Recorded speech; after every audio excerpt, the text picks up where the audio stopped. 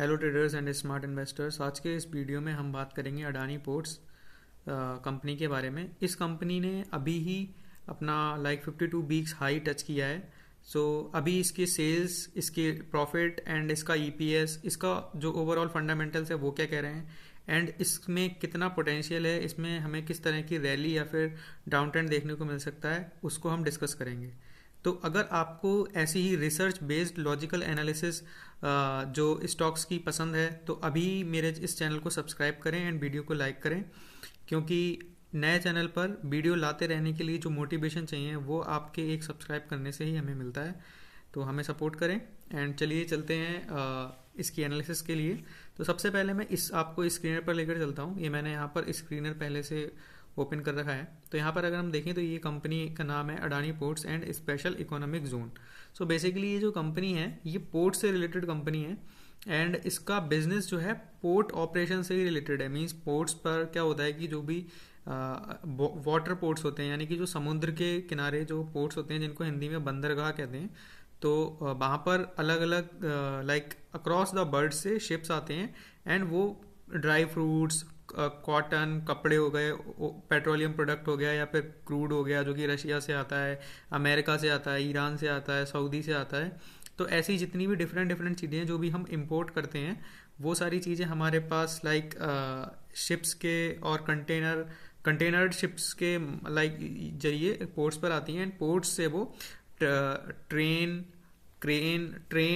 Railway, ये सब networks के जरिए जो है पूरे इंडिया में डिस्ट्रीब्यूट होती हैं, वेयर हाउसेज में स्टोर्स होती हैं। यहाँ पर देख सकते हैं कि मरीन सर्विसेज लाइक जहाज के थ्रू जो भी एक तरह से सामान होगा वो पोर्ट्स पर आएगा, देन ट्रेन से या फिर जो ट्रक्स होते हैं, जो भी मतलब एक तरह से व्हीकल होगा उससे डिस्ट्रीब्यूट होगा, बड़े बड़े वेयर हाउसेज में जाएगा, देन वेयर हाउसेज से वो फिर से ट्रक्स एंड ऑल यूज़ करके जो एंड कस्टमर होगा उसके पास शिप होगा। तो यहाँ पर अगर हम देखें अडानी पोर्ट्स का लाइक इंडिया में कितने पोर्ट्स हैं, लाइक इतने सारे पोर्ट्स हैं इंडिया में।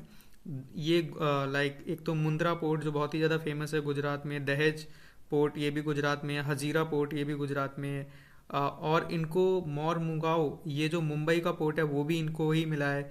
विज हिंगजम ये भी पोर्ट इनको मिला है जो कि केरल में है, जिसका अभी इनॉग्रेशन हमारे प्राइम मिनिस्टर नरेंद्र मोदी ने भी किया था। एंड ये जो लाइक इस साइड में जितने ये इतने सारे पोर्ट्स आप देख रहे हैं तो ये यहाँ पर पोर्ट्स हैं और ये एमएमटी में इनकी कैपेसिटी लिखी हुई है। ओके तो उतना डिटेल में हमें नहीं जाना, हम यहाँ पर देख सकते हैं कि कितना इंफ्रास्ट्रक्चर पोर्ट से रिलेटेड अडानी पोर्ट्स ये कंपनी ओन करती है। एंड इंटरनेशनली भी इस कंपनी के पास 4 पोर्ट्स हैं। एक इजराइल में हाइफा पोर्ट्स, दूसरा फिर ये दार इस सलाम में, देन ये जो है कोलंबो में, और ये कोलंबो मीन्स श्रीलंका की एक सिटी है कोलंबो बेस्ट इंटरनेशनल टर्मिनल, ये भी अडानी पोर्ट्स के अंडर आता है। एंड देन इनका एक पोर्ट है ऑस्ट्रेलिया में, north Queensland export terminal. Okay so इतने सारे पोर्ट्स हैं एंड ये तंजानिया में है दार इस सलाम पोर्ट। मतलब 4 इंटरनेशनल एंड डोमेस्टिकली ये कंपनी बहुत स्ट्रांग है, इंटरनेशनल पोर्ट्स की भी इसके पास लाइक कैपेबिलिटी है। तो यहाँ पर ये कंपनी बिजनेस वाइज बहुत अच्छी है। फंडामेंटल्स अगर हम देखें, अगर हम पीयर्स में जाएं, पीयर्स में जाने के बाद हम यहाँ पर देख सकते हैं मीडियन पी 24.48 का है एंड वहीं अडानी पोर्ट्स का जो पी है वो 28 के अराउंड का पी चल रहा है। तो यहाँ पर ये पी रीजनेबल है, क्योंकि अगर हम यहाँ पर चार्ट में आए, चार्ट में आने के बाद अगर हम पी रेशियो पर क्लिक करते हैं और 5 ईयर का पी देखते हैं इस कंपनी का, वो 27.7 है एंड 3 ईयर्स का अगर हम पी देखें वो 27 के अराउंड है एंड अभी जो इसका पी चल रहा है वो 28 चल रहा है। तो अभी ये अपने रीजनेबल वैल्यूशन पर है, ये ओवर वैल्यूड नहीं है, ये लगभग फेयर वैल्यू के अराउंड है, ऐसा लाइक मेरी अंडरस्टैंडिंग है। एंड उसके बाद अगर हम देखें आरओसी इसका 13.8% है एंड आरओई इस समय इसका 18.76% है, जो कि इसका इस सेक्टर का जो मीडियन है उससे एट पार है, मतलब बहुत अच्छा नहीं है लेकिन उसके इक्वल है, उससे नीचे नहीं है। पर अब इस कंपनी में क्या चीज़ें अच्छी हैं, अब अगर हम वो देखते हैं तो अभी इसमें Q3 दिसंबर 2025 के रिजल्ट्स आए हैं एंड यहाँ पर हम देख सकते हैं इसकी जो सेल्स आई है वो 9,705 करोड़, और जो कि पिछले साल लगभग 8,000 करोड़ की थी। तो सेल्स में एक बड़ी लाइक इंक्रीमेंट देखने को मिला हमें। देन यहाँ पर जो ऑपरेटिंग प्रॉफिट है जो 4,800 करोड़ का था वो अभी बढ़कर 786 करोड़ का हो गया है, लगभग 1000 करोड़ का इसमें एक तरह से इंक्रीमेंट देखने को हमें मिला। तो ऑपरेटिंग प्रॉफिट बढ़ा।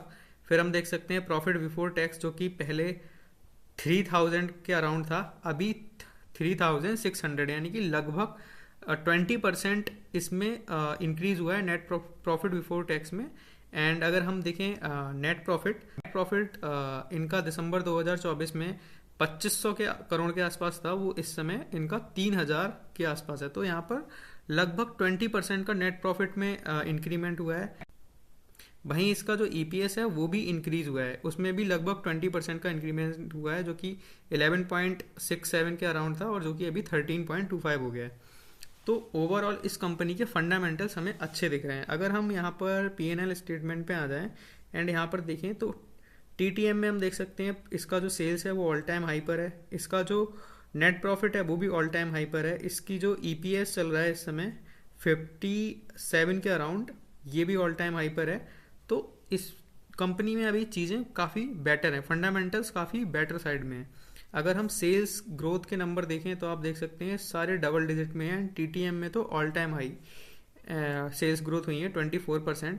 वहीं अगर हम प्रॉफिट ग्रोथ के नंबर देखें तो ये भी सारे डबल डिजिट में हैं। टीटीएम में भी जो प्रॉफिट ग्रोथ आई है वो 20% के अराउंड आई है, लगभग 19% है। एंड स्टॉक प्राइस का अप्रिसिएशन अगर हम देखते हैं तो वो भी डबल डिजिट में है, जिसमें निफ्टी को उसने ओवर द 10 ईयर्स भी बीट किया है, ओवर द 5 ईयर्स भी बीट किया है एंड 1 ईयर में भी बीट किया है। तो यहाँ पर ओवरऑल फंडामेंटल्स मेरी तरफ से वेरी गुड है। अभी इसके बाद अगर हम यहाँ पर रिजर्व्स इसके देख लें तो रिजर्व्स इस कंपनी के लगातार बढ़ते जा रहे हैं, ऑल टाइम हाई पर इसके रिजर्व्स हैं। हाँ, इसकी जो बोरोइंग है वो भी ऑल टाइम हाई पर है, लेकिन इसका बिजनेस ही कुछ ऐसा है कि ये पोर्ट से रिलेटेड बिजनेस है, वहाँ पर हैवी कॉस्ट इन्वॉल्व होती है, तो वहाँ पर मनी चाहिए होता है जो कि वो बोरो करते हैं। लेकिन यहाँ पर चिंता करने की बात इसलिए नहीं क्योंकि यहाँ पर इनके रिजर्व्स बहुत अच्छे हैं। यहाँ पर अगर हम देखें तो इनके फिक्स्ड एसेट लगभग 96,000 करोड़ के हैं और यहाँ पर रिजर्व देख सकते हैं 66,000 करोड़ के, और बोरोइंग केवल 56,000 करोड़ की है। उसके बाद इनके पास 35,000 करोड़ के अदर एसेट्स हैं, देन इन्वेस्टमेंट्स हैं, देन CWIP है। तो ये सारी चीज़ें होने के साथ ये कंपनी के फंडामेंटल काफ़ी प्रॉमिसिंग लगते हैं। अभी अगर हम तो अभी इसकी टेक्निकल एनालिसिस करते हैं तो हम देख सकते हैं अभी इस कंपनी ने अपना 52 वीक हाई टच किया है। एंड अभी जो इंडिया एंड यूएस की ट्रेड डील हुई थी उसके बाद इसने एक अच्छा गैप अप दिया। गैप अप देने के बाद ये उसके ऊपर ही एक तरह से ट्रेड कर रहा है। अभी इसने यहाँ पर कोई भी जो ब्रेकआउट है उसका कंफर्मेशन नहीं दिया है। ब्रेकआउट का लेवल जो इसका है वो लगभग 1555 का लेवल है, जिस पर ये आज यहाँ पर ट्रेड तो कर रहा है, लेकिन यहाँ पर इसने एक रेड कैंडल बनाई है एंड कोई भी क्लियर ब्रेकआउट नहीं दिया। अगर ये यहाँ से या तो अभी इसमें बहुत ज़्यादा प्रोबेबिलिटी है, जिस तरह से मार्केट वोलेटिलिटी है, कि ये अपना गैप फिल करने यहाँ तक नीचे आए, 200 EMA तक ये यहाँ पर आए। तो अगर ये 200 EMA तक आता है, ओके, देन यहाँ पर बेस बनाता है और उसके बाद higher high and higher low pattern बनाकर यहाँ पे ब्रेकआउट देता है, देन हम इस नेक लाइन का स्टॉप लॉस कंसीडर करके इसमें ट्रेड लेने के लिए देख सकते हैं। अगर यहाँ पर एक ये कंफर्मेशन के लिए अगर यहाँ पर इस का ब्रेकआउट देने के बाद इसको रीटेस्ट कर ले एंड उसके बाद चलना शुरू करे, देन वो एक तरह से सोने पे सुहागा वाली कंडीशन हो जाएगी।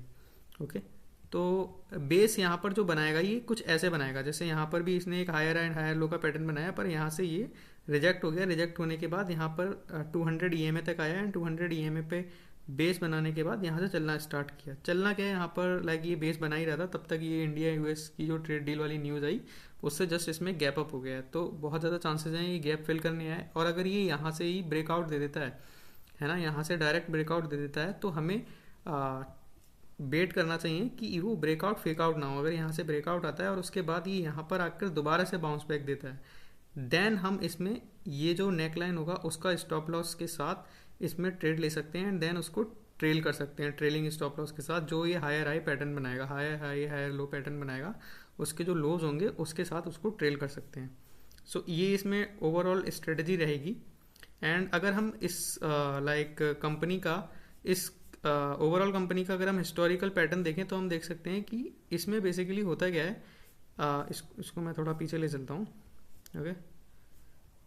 ओके, तो यहाँ पर आप देख सकते हैं कि पहले क्या होता है कि इसमें ये यहाँ पर इसने एक तरह से कंसोलिडेट किया, देन एक लंबी रैली दी। अभी इस लेवल पर आपको अच्छे से नहीं दिख रहा होगा, अगर हम यहाँ पर देखें तो यहाँ पर आप देख सकते हैं यहाँ पर इसमें गिरावट आई, एंड यहाँ पर अभी ये काफ़ी छोटा दिख रहा होगा चार्ट। ओके, 1 सेकेंड, इसको ओके आप देख सकते हैं यहाँ पर इसने एक लो बनाया, देन यहाँ पर कंसोलिडेट किया, एंड उसके बाद जब इसने ब्रेकआउट दिया तो यहाँ पर एक बहुत अच्छी रैली हमें देखने को मिली। फिर यहाँ पर इसने एक ऑल टाइम हाई बनाया, ऑल टाइम हाई बनाने के बाद यहाँ पर इसने एक गिरावट दी, गिरावट देने के बाद यहाँ पर इसने कंसोलिडेट किया, ओवरऑल कंसोलिडेट करने के बाद इसने एक अच्छी रैली दिखाई। फिर उसके बाद इसमें गिरावट आई, एंड ये जो इसने अच्छी रैली दिखाई है, यहाँ पर इसने अपना ऑल टाइम हाई बनाया 5550 के आसपास, 1550 के आसपास, एंड देन उसके बाद अभी इसमें ये गिरावट आई है, एंड गिरावट आने के बाद अभी हम देख सकते हैं अपने ऑल टाइम हाई को टेस्ट कर रहा है। हो सकता है ये यहाँ से रिजेक्ट हो जाए, बहुत ज़्यादा प्रोबेबिलिटी है, क्योंकि कोई भी स्टॉक अपने जब ऑल टाइम हाई को टेस्ट करता है तो वो पहले दूसरे अटैम्प्ट में उसको ब्रेक कर दे, उसके चांसेस बहुत लो रहते हैं। तो जैसा मैंने आपको बताया कि ये स्ट्रेटजी इसमें रहेगी हमारी। तो ओवरऑल मेरी ये एनालिसिस है इस कंपनी के लिए। तो अगर आपको मेरी एनालिसिस एंड मेरी रिसर्च पसंद आ रही हो तो प्लीज़ मेरे चैनल को जरूर सब्सक्राइब करें, मुझे सपोर्ट करें।